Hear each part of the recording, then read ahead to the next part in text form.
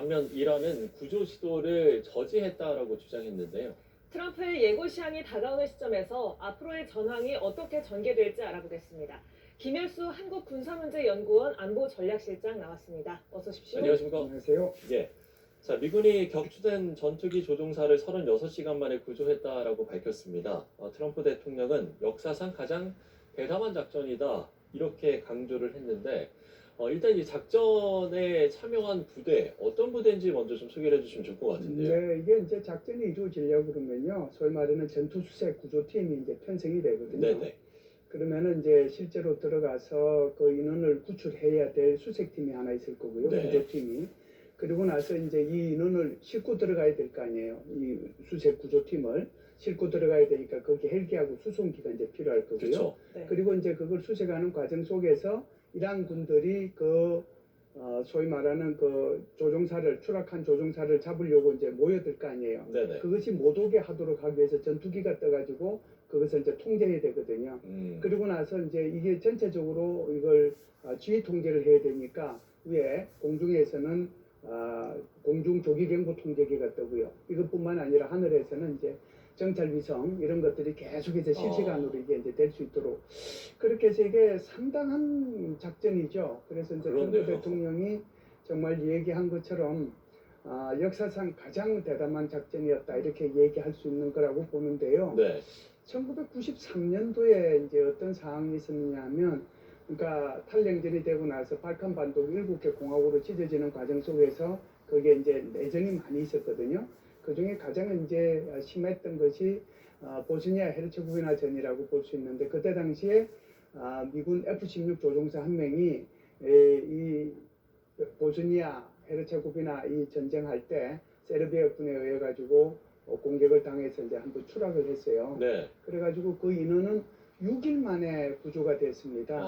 그래서 그 조종사가 사실 그때 이제 뭐 풀 뜯어먹고 뭐 개미 잡아먹고 그래가지고 결국 살아가지고 이제 돌아왔거든요. 사실상 굉장히 큰 영웅이었죠.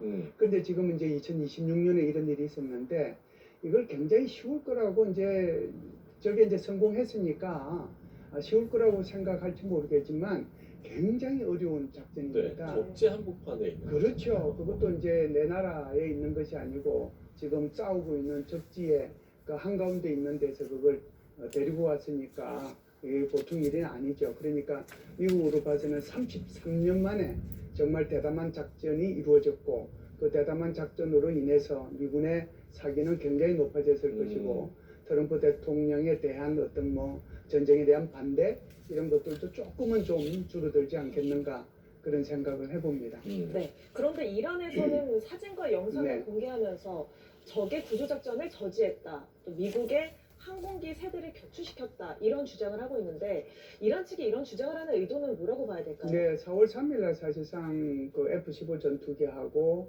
그리고 이제 A-10 전투기 두 대가 격추됐지 않습니까? 네네. 그래서 F-15 전투기는 복자 전투기예요. 앞에 주조종사, 뒤에는 이제 부조종사가 타는데요. 주로 이제 대위급들이 탑니다. 그래서 주조종사가 하는 일은 이제 공중 회피하고 기동하고 하는데 초점을 두고 부조종사가 하는 일은 주로 이제 무기 체계 운용하는 그래서 무기 담당관이라고 이렇게 얘기를 하거든요. 그래서 아마 이번에는 그 중에 이제 무기 담당관이 이번에 이제 구조가 됐던 것 같고, 예. 그리고 이제 A-10기나 그리고 이제 주조종사 F-15의 주조종사는 그때 당시에 바로 이제 구조가 됐죠. 그런데 지금 이제 그 말씀하신 것처럼 사실 그 뭐라고 할까요?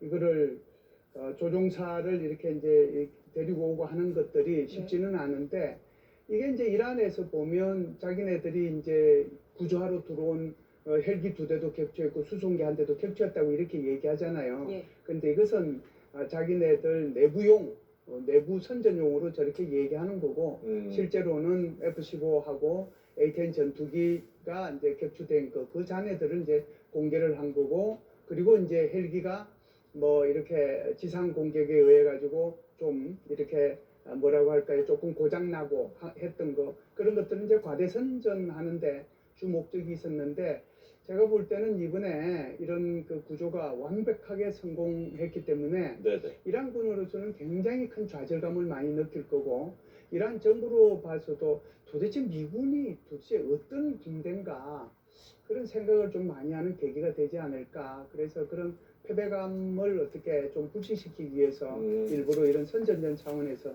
이런 얘기를 하고 있지 않은가 이렇게 봅니다. 예.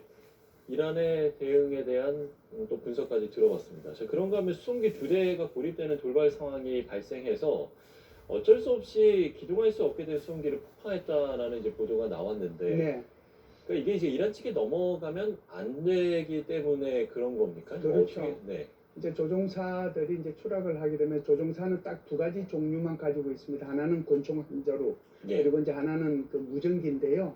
그 무전기가 암호화된 무전기고 GPS 발신기가 있거든요. 그래서 그거를 차고 있으면은 계속해서 이게 이제 발신이 됩니다. 발신이 되는데 이 발신되더라도 이것이 상대방의 전파 방해가 있으면 발신이 안 될 수도 있는 거잖아요. 네. 또 우리 아군이 들어갔다고 하더라도 이게 연결이 돼야 되는데 그게 뭐 발신이 된다고 그러는데 수백 킬로 떨어진 데까지 발신되는 건 아니니까 그렇게 적어도 뭐 한 10킬로 내외 그 정도 돼서 발신이 되는 거란 말이죠. 그러니까 가능하면은 전파 방해를 작게 받을 수 있는 것이 지속적으로 이렇게 이제 전파를 보내는 거거든요. 그걸 이제 이렇게 캡처를 해가지고 어느 지역에 있는지를 알고 그리고 나서 이제 특수부대 요원들이 들어가서 그 인원들을 이제 구출하는 그 구조. 인원을 네. 구출해오는 그런 작전을 펼치는 거거든요.